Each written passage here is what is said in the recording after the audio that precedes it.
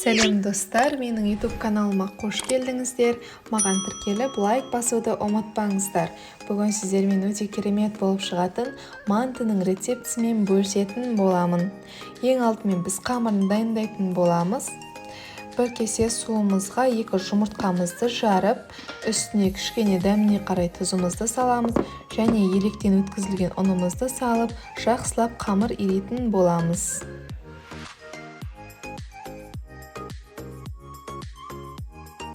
Қамырды қаттылау қылып илейтін болсаңыздар, жайылған кезде қамырларыңыз өте әдемі жұқа болып жайылатын болады. Илеп алған қамырымызды демалуға 20 минутқа бетін жауып қойып қоятын боламыз. Осы дайын болған қамырымызды 2 бөлікке бөлетін боламыз. Бөліп болған соң тағы да кішкене 15-20 минутқа тағы қойып қойсаңыздар, өте керемет болып шығады. Ал енді ішіне салатын салмамызды дайындайтын боламыз. Біздің отбасымыз картошканы жақсы көрген соң мен картошка қосатын боламын. Ол міндетті емес, қоспасаңыздар да болады. Фаршымыз дайындап аламыз. Үстіне жаңа туралған пиязымызды саламыз.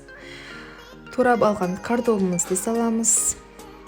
Дәміне қарай тұзымызды, бұрышымызды, приправамызды салатын боламыз. Менде мантыға арналған приправа бар және жарты кесе сұйық майымызды құятын боламыз. Сұйық май қосатын болсаңыздар, мантыларыңыз өте дәмді және сочный болып шығатын болады.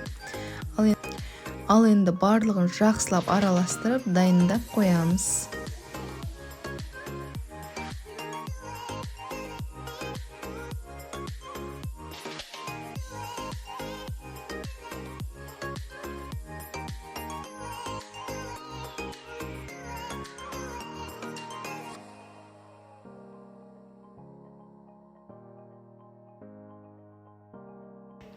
Біздің салмамыз дайын болды. Ал енді жаңағы тұндырып қойған қамырымызды жаятын боламыз. Қамырымызды өте жұқа етіп жаятын боламыз. Маған бір қолмен ыңғайсыз болғандықтан мен тек қана жайғанды көрсететін боламын. Біз қамырымызды осылай етіп жайып алдық. Ал енді видеодағыдай бір-бірінің үстіне қарай қойып, бірнеше бөліктерге кесетін боламыз.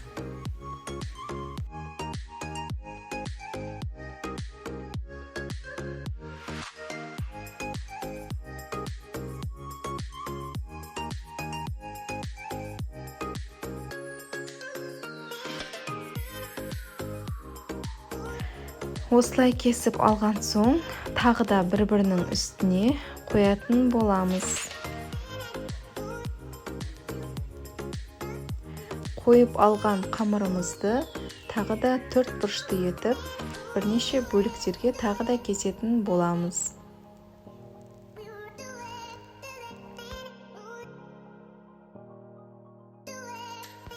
Қамырларымызды кесіп алдық. Енді кесіп алған қамырларымызды столымыздың үстіне жайып, үстіне салмасын салатын боламыз. Ал енді 4 бұрышын теңестіріп түйеміз.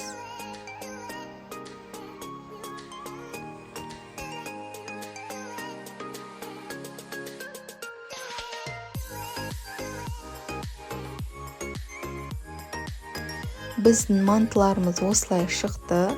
Енді осы кезде мантаваркамызға суымызды қайнатып дайындап қоятын боламыз.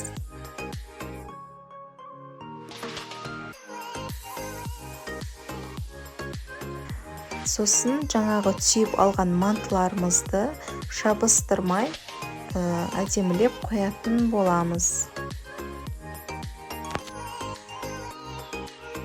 Менің каналымнан тағы да басқа қандай рецепттер көргілеріңіз келеді, астына комментарийге жазып кетсеңіздер болады.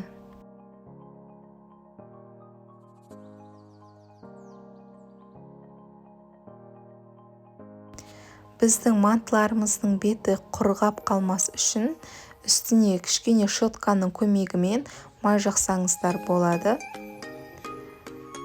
Біздің суымыз қайнады. Осы қайнаған суымыздың үстіне манта варкамызды қоятын боламыз және 45 минут пісіріп аламыз.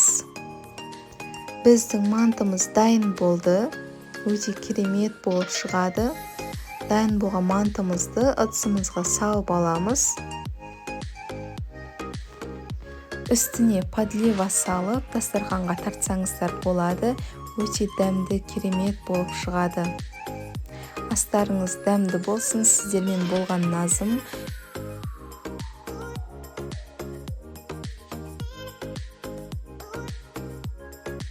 Сіздермен өте дәмді, ерекше рецепттермен бөлісетін боламын.